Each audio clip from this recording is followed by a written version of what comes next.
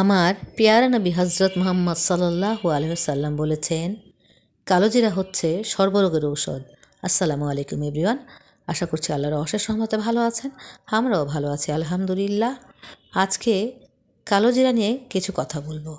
কালোজিরা হলো সর্বরোগের মহা ঔষধ। কালোজিরাতে রয়েছে protein, carbohydrate, vitamin, zinc, copper, iron, calcium, একাধিক পুষ্টি উপাদান যা আমাদের শরীরের জন্য খুবই উপকারী। কালোজিরার তেল যা মানব শরীরের জন্য অমৃত স্বরূপ। আমার নবীর কথা মতো আমরা যদি প্রতিনিয়ত এই কালোজিরা সেবন করতে পারি অথবা কালোজিরার তেল ব্যবহার করতে পারি, তাহলে আমরা অনেক রোগ থেকে সুরক্ষা থাকতে পারবো। 1 নম্বরে ক্যান্সার প্রতিরোধ করে এই কালোজিরা। 2 নম্বর ডায়াবেটিক্স নিয়ন্ত্রণ করে কালোজিরা।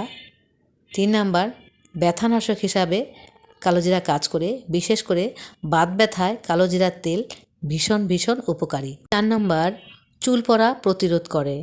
5 নম্বর জ্বর, সর্দি, মাথা ব্যথা উপশম করে।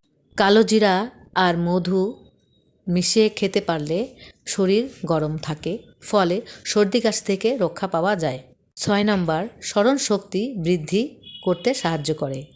7 নম্বর কালোজিরা আর মধু একসাথে খেলে মহিলা পুরুষ সকলেরই এখন যে বর্তমানে সমস্যা, যৌন সমস্যা, সেটার সমাধান পাওয়া যায়। নাম্বার কালোজিরায় অধিক ঋতুস্রাব যেসব মহিলাদের হয়ে থাকে, তাদের এই ঋতুস্রাব নিয়ন্ত্রণ করতে সাহায্য করে। তাই আমরা যারা আছি সবাই চেষ্টা করব প্রতিদিন অন্তত কালোজিরা খাওয়ার অভ্যাস করার জন্য। কালোজিরা এমন একটা ঔষধ যা আমাদের সব রকম রোগ থেকে মুক্ত থাকতে সাহায্য করবে।